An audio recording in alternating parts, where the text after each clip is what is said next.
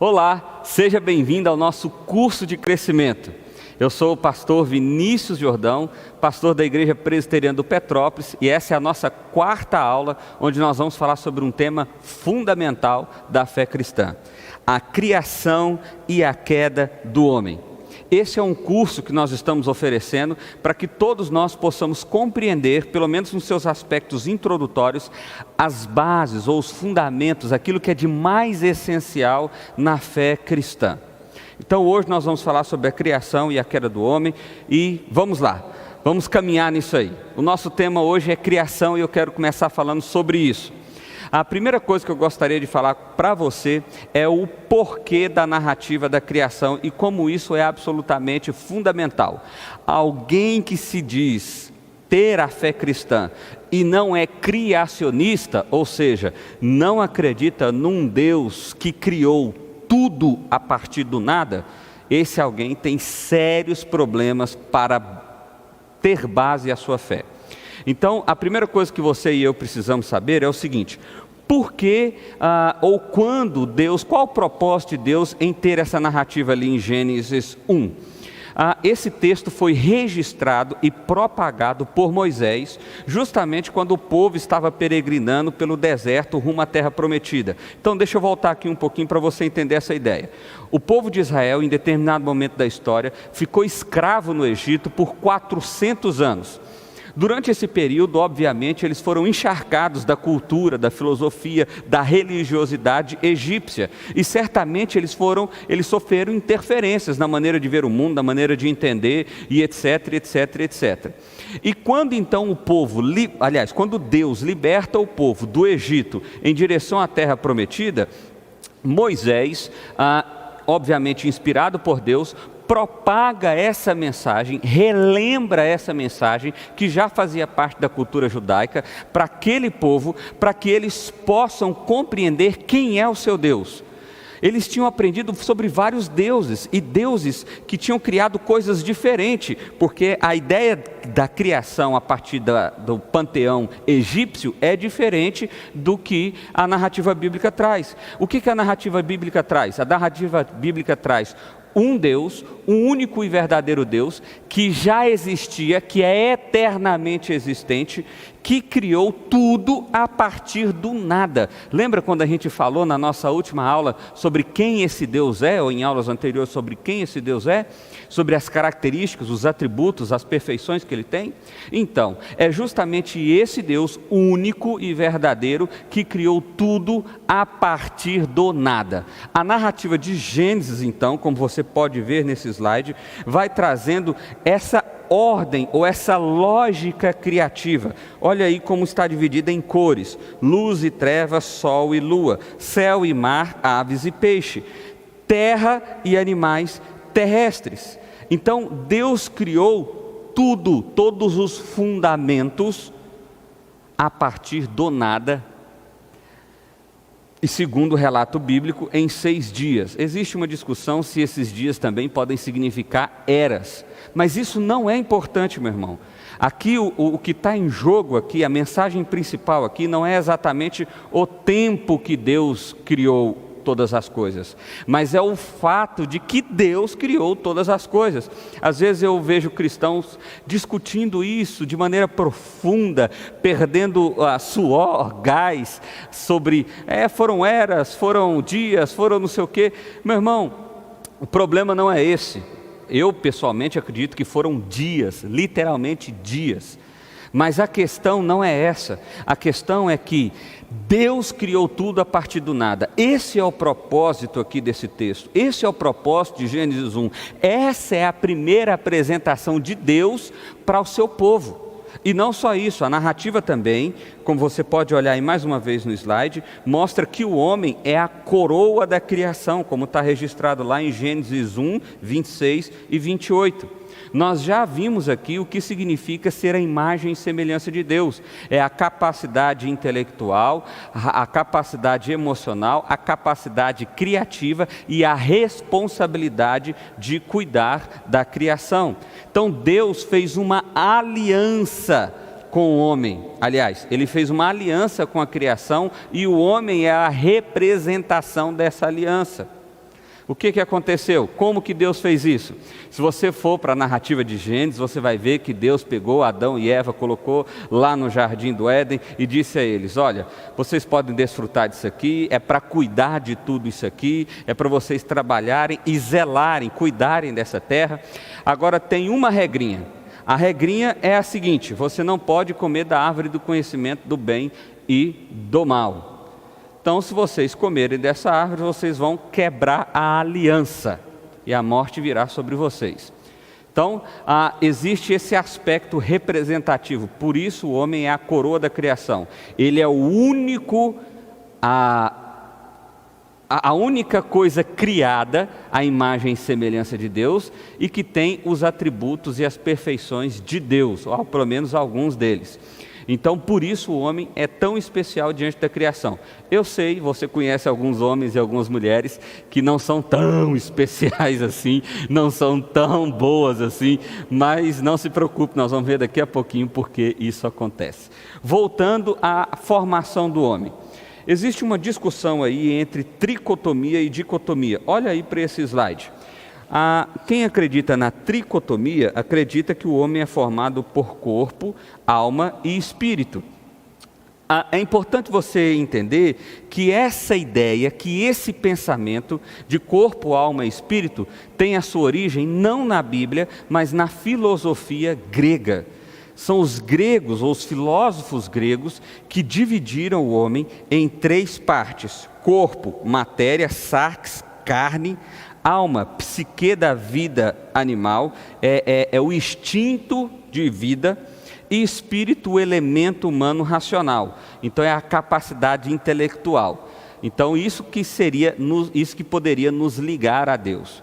Então, em primeiro lugar, você precisa descobrir o seguinte: corpo, alma e espírito, ou essa ideia de corpo, alma e espírito, ela não nasceu dentro da Bíblia, ela nasceu na filosofia grega. Pastor, mas tem dois textos bíblicos que acabam falando sobre isso, e aí? E aí nós vamos querer explicar isso para você. O primeiro texto é de Hebreus 4:12, que diz o seguinte: porque a palavra de Deus é viva e eficaz e mais cortante do que qualquer espada de dois gumes. Então olha só, a primeira coisa que o texto está dizendo é: a palavra de Deus, ela é absolutamente eficaz do que aquilo que é mais eficaz que a gente conhece, que é uma espada de dois gumes. E penetra até a ponto de dividir alma e espírito, juntas e medula. Pronto, é aqui que está o problema. Está vendo? A Bíblia está falando que tem alma e espírito. Não, meu irmão. Primeiro que o texto não está falando da formação do homem, ou de como o homem é formado, ou do que forma o homem. O texto está falando da palavra de Deus. E está dando uma mensagem muito clara de que essa palavra é penetrante, é eficaz, ela corta aquilo que nada mais corta. E aí ele faz um comparativo de duas coisas que não podem ser cortadas e que a palavra de Deus corta. Ele está dando um exemplo, dizendo o seguinte: olha, até aquilo que é impenetrável, a palavra de Deus é uma coisa tão absurda, tão extraordinária, que ela penetra no impenetrável. E por isso que ele faz associação de juntas e medulas, que não pode ser algo desassociado, porque ele é uma coisa entrelaçada, é uma coisa só. E ele também faz essa mesma comparação: juntas e medulas, alma e espírito. Mais uma vez, é uma coisa só, elas estão entrelaçadas, elas não podem ser divididas. Mas o que ele está dando, esses exemplos, é para dizer o extremo. Falar assim: olha, a Bíblia, ela é tão eficaz que ela corta aquilo que não pode ser cortado. Ela penetra naquilo que é impenetrável. Simples. Então, na verdade, esse texto favorece o argumento de que não é corpo, alma e espírito. O segundo texto, esse sim um pouco mais complexo, diz em 1 Tessalonicenses 5:23 o seguinte: o mesmo Deus da paz vos santifique em tudo, o vosso espírito, alma e corpo sejam conservados íntegros e irrepreensíveis na vinda do nosso Senhor Jesus Cristo. Então a ideia aqui de Paulo é dizer que a paz vos santifique em tudo. Ele está querendo dar um aspecto de integralidade. Ele está falando para mentes gregas, e ele está usando sim da filosofia grega, para que aqueles ouvintes possam compreender a totalidade do conceito que ele quer trazer. Então ele quer dizer o seguinte: olha, Que a paz de Deus santifique vocês de maneira plena, completa, total, em todo o seu ser. Então o que Paulo está fazendo aqui é fazendo uso de um conceito filosófico grego para justamente trazer a eles a ideia de que a Bíblia trata o homem como um ser, de maneira integral. Paulo está falando do homem como um ser só, como uma integralidade. E essa é a maneira correta da gente ver o homem. O homem, ele é sim formado por corpo e alma. Olha aí esse próximo slide. A alma do homem, a dicotomia, corpo e alma. Por quê? Porque alma e espírito na Bíblia, eles são sinônimos, ou seja, significa a mesma coisa. Olha o tanto de texto bíblico que fala sobre isso. Para Deus é usado tanto espírito como alma. Você pode conferir isso lá em Isaías, em Amós, em Hebreus.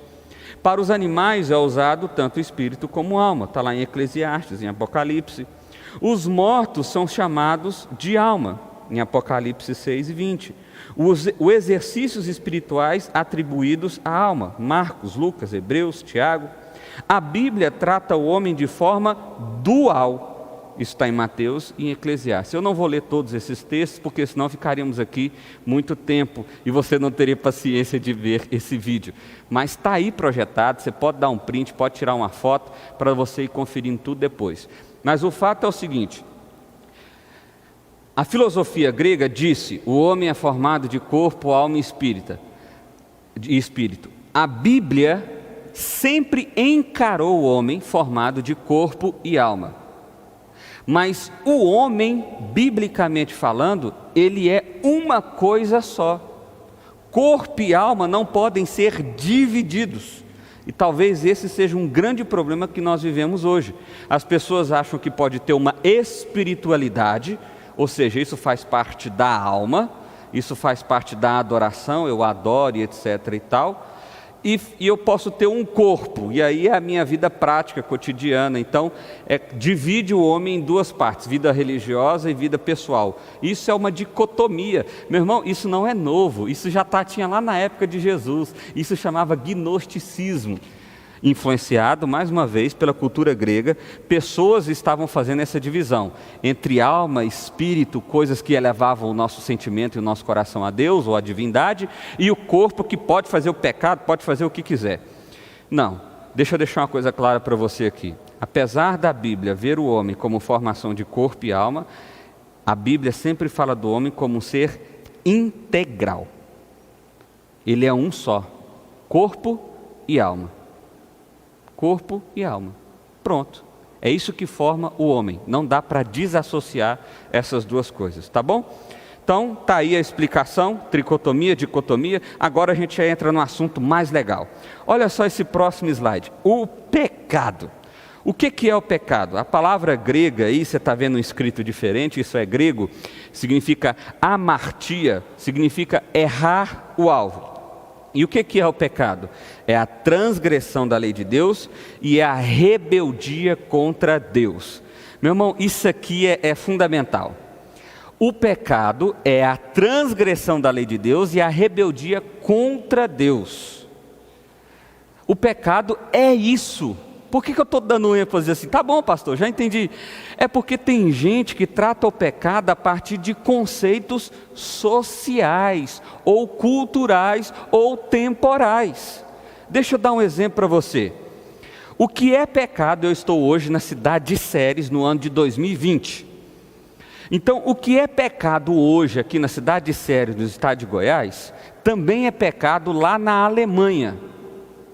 E também é pecado lá na Austrália. E também é pecado lá em Nova York, nos Estados Unidos.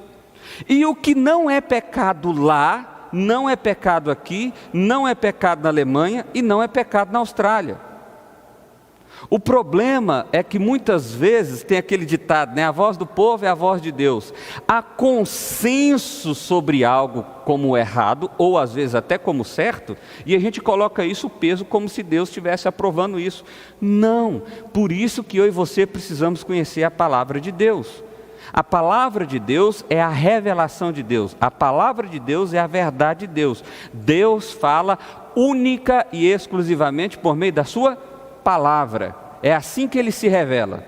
E a gente quer ter revelação de outras formas e vai criando pecados. Quantos de nós já não ouvimos líderes religiosos ou instituições que dizem o seguinte: olha, a partir de hoje, eu vou dar um exemplo bem esdrúxulo aqui, que é para não ofender ninguém, tá bom? A partir de hoje é proibido usar relógio, porque relógio é do capeta. Relógio é a Disney que fez, lembra? Tinha esse negócio na década de 90, isso era muito forte. Relógio é do demônio. Pastor, mas onde está isso na Bíblia? Não está em lugar nenhum não, Deus revelou. Meu irmão, pecado é o que a Bíblia diz que é pecado, é o que Deus diz que é pecado. É a rebeldia contra Deus no seu coração. Jesus aprofunda isso de maneira extraordinária, porque os fariseus acreditavam que pecado era só a ação em si. E aí quando Jesus vai falar sobre adultério, ele diz assim: não, vocês não entenderam isso não. Quando vocês desejam a mulher, ou seja, quando vocês pensam nela com desejo, vocês já adulteraram no seu coração, vocês já pecaram contra Deus. Pecado é algo muito mais profundo, entendeu? Do que requisitos sociais, Vamos lá, continuação, olha aí nesse mesmo slide. Consequências do pecado. É a separação de Deus. Então voltando lá na história de Adão e Eva. Adão e Eva, Deus falou: não come da árvore do conhecimento do bem e do mal. E aí eles foram livremente, escolheram comer da árvore do conhecimento do bem e do mal. Então eles escolheram desobedecer a Deus. Quando eles fizeram isso, foi estabelecido a consequência do pecado sobre toda a criação. E meu irmão, o pecado desvirtuou tudo, tirou tudo do lugar. É por isso que nós temos catástrofes, é por isso que nós temos desarmonia na natureza, é por isso que nós temos desarmonia na nossa própria alma e no nosso próprio espírito, é por isso que nós somos atingidos dioturnamente, porque o pecado contaminou, manchou, destruiu tudo. E ele trouxe a consequência da morte. E a morte aqui, ela tem que ser encarada em 3 situações. A morte espiritual. O que é a morte espiritual? É justamente essa separação de Deus. Deus é santo, absolutamente puro, absolutamente justo, e Ele não se relaciona com aquilo que é impuro, com aquilo que é sujo, com aquilo que é injusto. Então agora o homem, foi a primeira coisa, Deus expulsou Adão e Eva do Éden, e Deus não tinha mais comunicação. Se você ler a narrativa, você vai ver que Adão, todo fim de tarde, tinha um bate-papo gostoso com Deus. Todo fim de tarde. Eles conversavam, eles falavam, como foi e tal. Eu fico às vezes pensando na conversa, né? Adão chegando para Deus e falando assim: Deus, hoje foi bacana demais, eu vi um bicho pescoçudo, pus o nome de girafa. É claro, eu só estou brincando aqui, mas era uma conversa assim bacana. Mas quando eles pecaram, quando eles escolheram desobedecer a Deus, Deus então expulsou ele dos Éden. Ele expulsou os dois, o homem e a mulher do Éden, colocou um anjo sobre a porta impedindo que eles voltassem. Por quê? Porque eles não poderiam ter mais relacionamento direto com Deus. Isso foi consequência do pecado, isso é chamado de morte espiritual. Segunda morte é a morte física, é a morte do corpo, é essa morte aqui mesmo, né? A morte que eu e você conhecemos, né? É realmente morrer. E é claro que essa não era uma consequência natural. Espera aí, pastor, então você está querendo dizer que Adão e Eva, se não tivessem comido do fruto do conhecimento do mal, eles não teriam morrido fisicamente? Exatamente, é isso mesmo que eu estou querendo dizer. A morte física, ela só existe por consequência do pecado. Se não fosse o pecado, não existia morte física. Está vendo? Isso significa também, meu irmão, a capacidade de envelhecimento, a capacidade de doença, a capacidade de tantas coisas que nós não gostaríamos de ter, mas temos. A fragilidade física é uma consequência do pecado. E a terceira e a pior de todas as mortes, que é consequência do pecado, é a morte eterna. E o que é a morte eterna? É o inferno. é a condenação é a condenação eterna, é o inferno eterno. E tudo isso aconteceu por consequência imediata. Espera aí, pastor, então Adão e Eva, quando comeram do fruto do conhecimento do mal, eles já foram cometidos do pecado de todas as suas consequências? Sim, sim. De maneira perceptível, não todas imediatamente, mas olha só, ou melhor, todas foram imediato, mas não de maneira perceptível aos olhos de Adão. Mas olha, eles foram expulsos da presença de Deus espiritual. Eles se tornaram vulneráveis fisicamente, morte física. E eles se tornaram condenáveis eternamente, porque desobedeceram a Deus.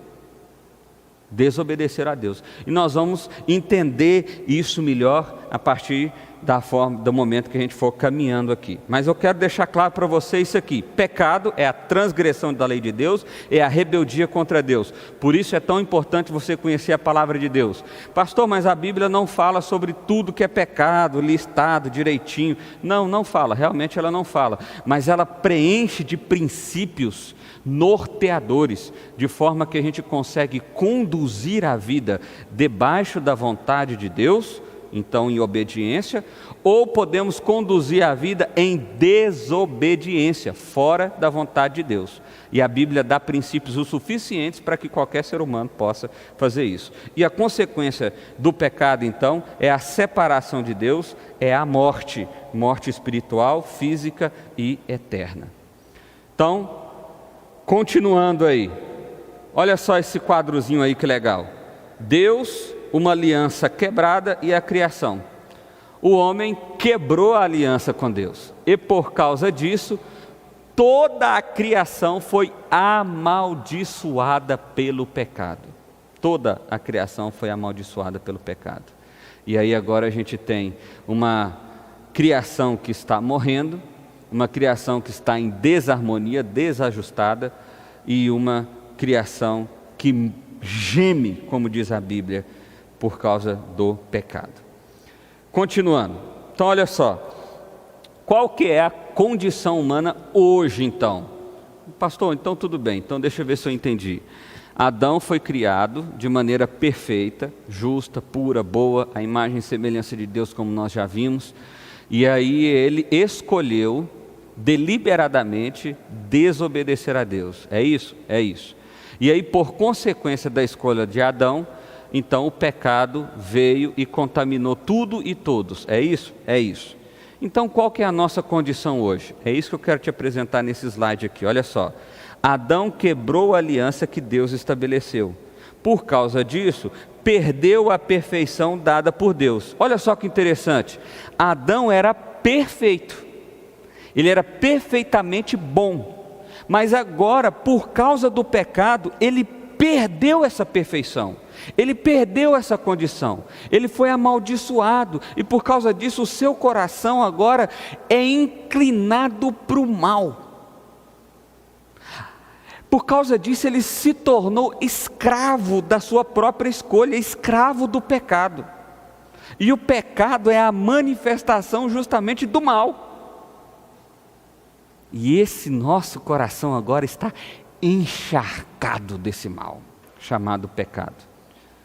Então, ele era perfeito e agora não é mais. É por isso que você vê tanto ser humano ruim aí. É por isso que às vezes você mesmo, às vezes não, deveria ser sempre, se encontra como alguém ruim, como as suas escolhas ruins. Então, o pecado não são atos, é a condição do homem. Olha só que coisa interessante. O pecado de Adão foi realmente um ato em si, mas a partir dele, a maldição do pecado alcançou a tudo que veio a seguir, inclusive as gerações seguintes. Aliás, essa é a verdadeira maldição hereditária, é o pecado. Significa que nós não somos pecadores por causa daquilo que fazemos exatamente, mas nós já nascemos na condição de pecador. Deixa eu dar uma ilustração para você. Quando você diz assim, essa pessoa é um assassino, o que significa dizer? Significa dizer que ela comprovadamente já matou outra pessoa, certo?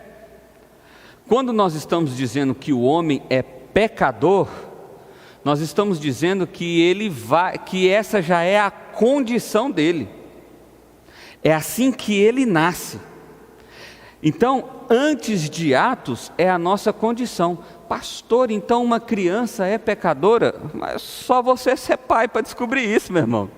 Eu atualmente hoje estou com um filho de 8, aliás, hoje são dia 17 de abril de 2020, ele está fazendo 9 meses. E eu digo para você com toda certeza, o meu filho é pecador. Pastor, mas ele não tem consciência. Ele não precisa, porque a condição dele, a inclinação do coração dele, o desejo natural dele já é o pecado. Mesmo assim, pequenininho, inocente, bonitinho. Se você, por exemplo, quando ele não quer alguma coisa, ele joga a cabeça para trás, ele empurra, ele chora, ele já faz manha, ele já faz birra. Por quê? Porque ele é pecador. É a condição dele, meu irmão. E essa é a minha e a sua condição. Você quer mais um exemplo para você descobrir se você é mesmo pecador ou não? Observe os seus atos instintivos. A sua intuição imediata. Por exemplo, acontece algo inesperado. Alguém te fecha no trânsito. O que você faz? Mesmo que você literalmente não ofenda a pessoa, o seu coração já fez isso, você já desejou isso. E olha, você não elaborou um pensamento, você não pensou, eu vou falar, eu vou... Não. Ele já foi, ele já é de imediato, você está entendendo? Por quê? Porque o seu coração é ruim, meu irmão. Então eu quero dizer para você, eu sei que isso não é um discurso agradável, mas essa é a realidade bíblica e isso é fundamental para que você conheça o Evangelho. Você é um pecador, essa é a sua condição desde nascimento, Jeremias 13, 23 diz assim: por acaso o etíope muda a sua pele ou o leopardo as suas manchas? Então podereis fazer o bem, estando acostumados a fazer o mal? O que ele está dizendo para nós é o seguinte: a consequência do pecado é algo tão real no nosso coração, o desejo de fazer o mal é algo tão real no nosso coração, assim como uma pessoa negra não pode mudar a sua condição de pele, ou uma pessoa branca não pode mudar a sua condição de pele, assim como o leopardo não pode atirar suas manchas, porque aquilo é a condição dele essencial, é a condição dele como ser. O pecado também é a nossa condição, uma maldição que herdamos do pecado de Adão. E aí, meu irmão, a gente entra num negócio aqui muito difícil. Olha esse slide agora: livre-arbítrio ou livre agência? Porque hoje se fala muito no livre-arbítrio, hoje se fala muito de ter livre-arbítrio. E eu quero dizer para você já categoricamente, nós não temos livre-arbítrio, não no sentido de sermos árbitro do nosso próprio coração, não no sentido de autonomia total e plena. Observe, quando a gente está dizendo que alguém tem livre-arbítrio, nós estamos dizendo que essa pessoa é completamente livre para tomar qualquer decisão, sem a influência de nada, nem de ninguém, nem de emoções. Ela é livre em si mesma. E na verdade, você mesmo que não seja religioso, ou mesmo que não acredite no pecado, você sabe que nenhum ser humano da terra tem essa condição. Ele é direcionado por emoções do coração, ele é direcionado por circunstância. Ele nunca é absolutamente livre. Agora, o que a gente vê na Bíblia é que existem pelo menos duas coisas que limitam a liberdade do homem. Primeiro, é o pecado. Nós acabamos de falar, o pecado é a condição humana, o homem nasceu pecador. O que significa isso? Significa que naturalmente o coração dele deseja o mal, naturalmente o coração dele deseja o pecado. Então o pecado, a Bíblia diz que nós somos escravos do pecado. O pecado, meu irmão, é como se eu já andasse com uma inclinação. É como se eu sempre quisesse ir para esse lado. Então, o pecado limita a nossa liberdade. E a segunda coisa é a própria vontade e desejo de Deus. Pastor, você está de brincadeira. Não, aí não. Você está dizendo que Deus não respeita a liberdade do homem? Eu estou dizendo isso, meu irmão, mas é a Bíblia quem diz isso. Quer ver uma coisa? Moisés, quando foi chamado por Deus para ir lá para o Egito, ele diz: não, vou não. Não, eu não quero, eu sou gago, não dou conta não. E aí Deus falou: vai sim, já arrumei seu irmão, já está no caminho, você pode passar e pegar. Não, não vou, é para ir, Moisés. Pronto, acabou. Jeremias, quando foi chamado para pregar, ele foi chamado na seguinte condição: olha só, Jeremias, você vai pregar, ninguém vai te ouvir e você não pode casar. Pergunta se Jeremias teve opção. Quando Deus chamou Jonas, Jonas inclusive quis fugir de Deus. Jonas falou: não, pode deixar, eu vou lá. E correu para o outro lado. O que Deus fez? Ô Jonas, já que você não quis, eu vou respeitar o seu desejo, eu vou respeitar a sua vontade, pode ir para o outro lado, eu vou chamar outra pessoa. Foi assim que Deus fez? Não, não foi. Deus chamou, Deus fez com que o barco de Jonas virasse, Deus fez com que Jonas fosse jogado no mar, Deus fez com que um peixe grande engolisse Jonas, Deus fez com que ele fosse jogado à margem, para que então ele pudesse andar e chegar até a cidade e fazer aquilo que Deus disse que era para ele fazer. Ele não teve opção, mesmo querendo. Paulo diz que ele se sentia escravo do Evangelho. Então, meu irmão, deixa eu deixar uma coisa clara para você aqui. Quando nós estamos falando de Deus, nós estamos falando de alguém que é rei. Rei não pede por favor, rei manda, rei ordena. É isso que rei faz. Eu sei que você tem ouvido sobre um Deus sensível demais, um Deus mole demais, um Deus que está mais para Papai Noel do que para um Deus. Mas eu quero dizer para você que Deus é Deus, Ele é rei, Ele é majestoso, é Ele quem manda, e quando Ele quer, quando a vontade dEle está em confronto com a vontade humana, meu irmão, quem você acha que é mais forte, Deus ou o homem? É claro que é Deus. Qual vontade você acha que vai se estabelecer, a de Deus ou de um homem? Deixa eu dar outro exemplo para você, para que isso fique claro. Certa vez eu conversando isso com uma pessoa, a pessoa disse para mim: não, pastor, eu concordo com isso não. Aí eu falei: então deixa eu te perguntar uma coisa, você tem um filho ou uma filha? E ele falou: eu tenho uma filha. Quantos anos ela tem? 3 anos. E quando dá tipo assim, sei lá, 10, 11 horas, não sei que horas que era, só dei um exemplo, que quando dá uma hora de dormir, e você diz para sua filha: filha, vai dormir, e ela diz não, o que você faz? Aí ele falou: não, eu ponho ela para dormir. E quando você diz: filha, é hora de almoçar, e ela diz: não, não quero almoçar, o que você faz? Não, eu ponho ela para almoçar. Eu falei: então você pensa comigo, se você que é pai, que é homem, que é pecador, estabelece a sua vontade em detrimento da vontade da sua filha, porque você sabe o que é melhor, você acha que Deus não faz a mesma coisa? Você acha que Deus fica: não posso, eu preciso respeitar. Sabe, meu irmão, eu já ouvi diversos pregadores dizendo: Deus respeita a vontade do homem. Pergunta para esses pregadores aonde é que isso está escrito. Aonde na Bíblia isso está escrito? Isso é uma falácia, isso é uma mentira. Isso não está escrito na Bíblia em lugar nenhum. Pelo contrário, você vai ver na Bíblia diversas vezes Deus estabelecendo a sua vontade, porque Ele é Deus, Ele é Rei. Então, essas duas coisas limitam a liberdade do homem. E aí você tem mais algumas coisas, olha só, ou pelo menos coisas que concordam com o que eu acabei de dizer para você. Efésios 2, 1-3 diz que nós herdamos o mal por sermos humanos. Salmo 51 diz que nós nascemos assim, é a nossa condição de pecador. Isaías 64 diz que o homem não pode ser bom. Romanos 5,12 diz que todo homem morre, pois é pecador. Romanos 1 fala de que a justiça e a vontade do homem foram desvirtuadas. Romanos 3, Romanos 9 fala que Deus abomina o pecado que está presente na nossa natureza. Então a Bíblia está recheada de textos bíblicos dizendo: o homem é pecador. Pastor, então eu não tenho liberdade? Tem, mas a sua liberdade é limitada. É por isso que nós temos essa figura aí. É uma rua sem saída. O livre-arbítrio é uma rua sem saída. É uma rua sem saída. A nossa liberdade, ela é limitada. Ela é limitada. Nós precisamos entender isso, limitada pelo pecado e limitada pela própria vontade de Deus.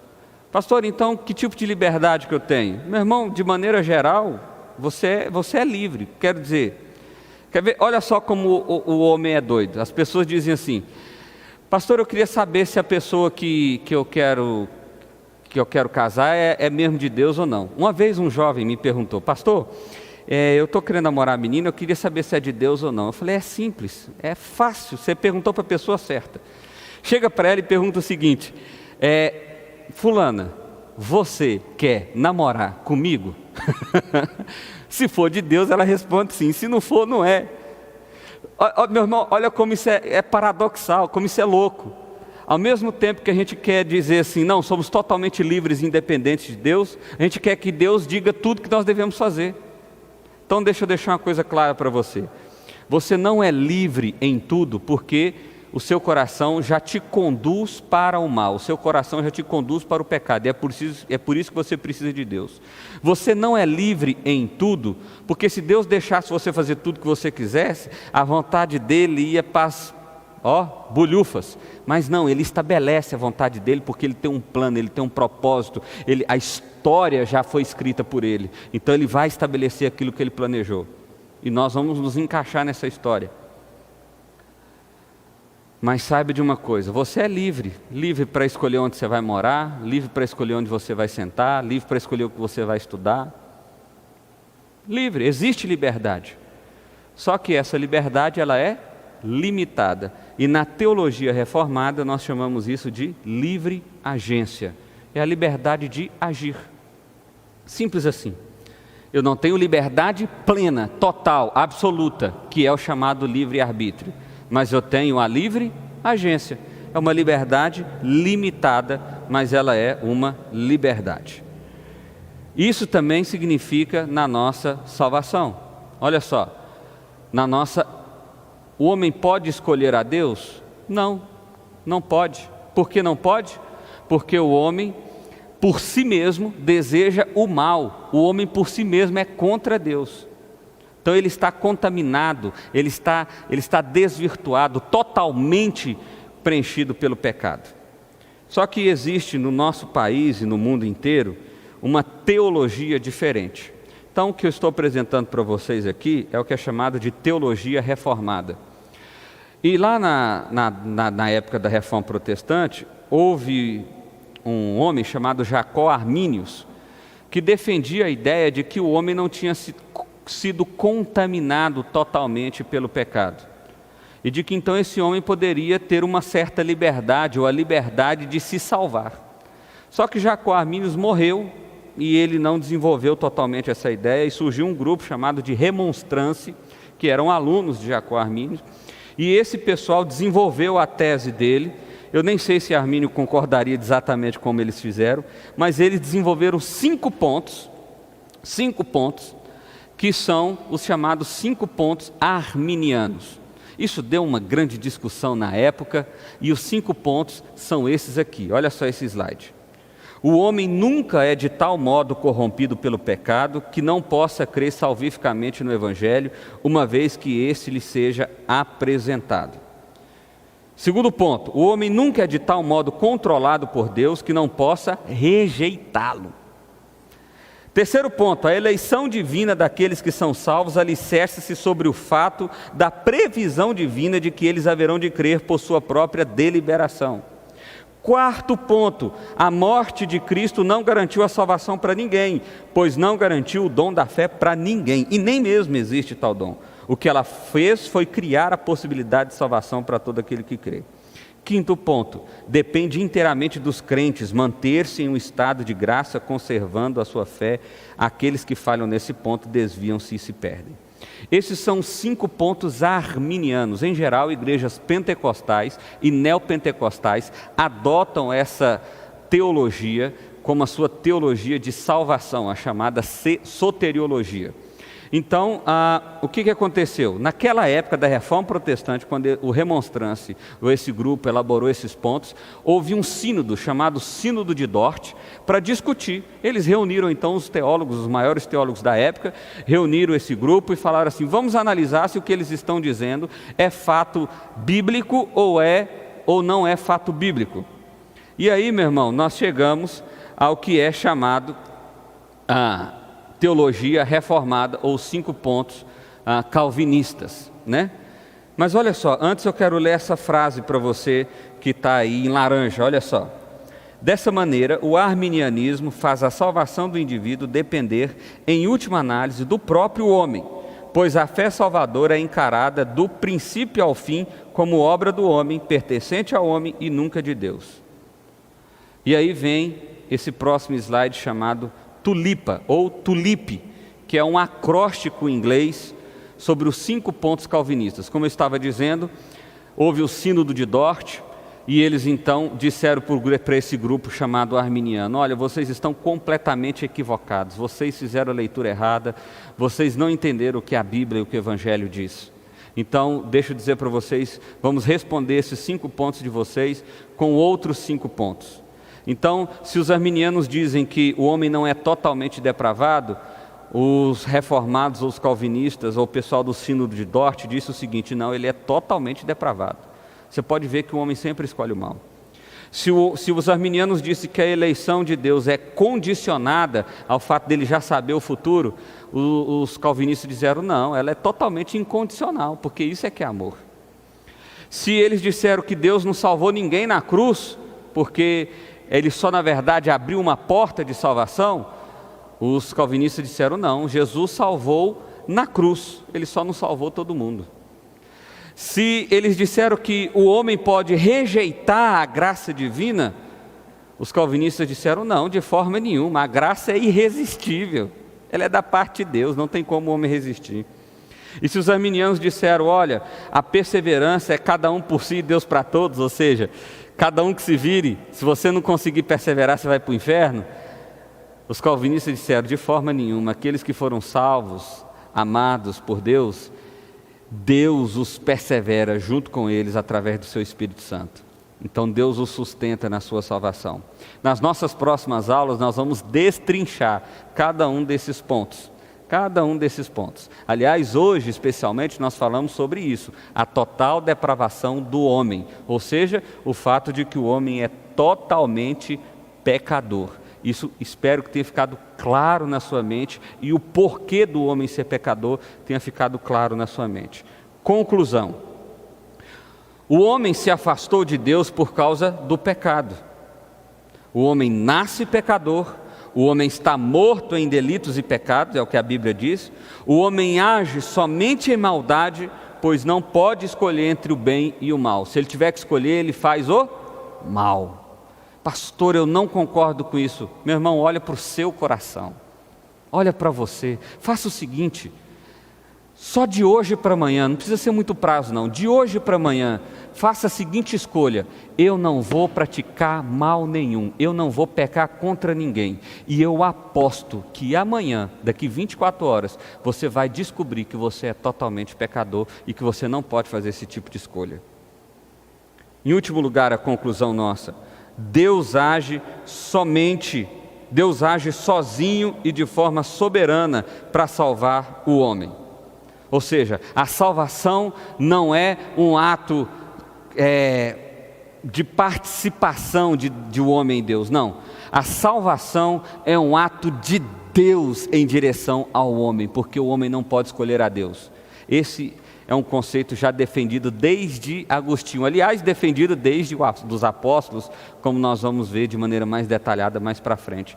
Mas Agostinho, chamado Santo Agostinho, foi quem desenvolveu melhor essa tese, e ele chamou de monergismo. Por quê? Porque é uma força única, ou seja, Deus vindo em direção ao homem. E o arminianismo defende o sinergismo. O homem faz um pouquinho de força, Deus faz um pouquinho de força para que a salvação aconteça. E o que a gente vê na Bíblia não é isso. O que a gente vê na Bíblia é Deus indo graciosamente através de um amor incondicional em direção ao homem, salvando ele, resgatando ele e libertando ele da escravidão, do pecado. Isso é monergismo, isso é o que a Bíblia nos ensina. Meus irmãos, daqui para frente o nosso curso vai ficar muito bacana. Vamos falar sobre assuntos polêmicos, difíceis, mas essenciais para a fé cristã. Eu espero que você continue caminhando com a gente até a nossa próxima aula. Deus te abençoe e um forte abraço.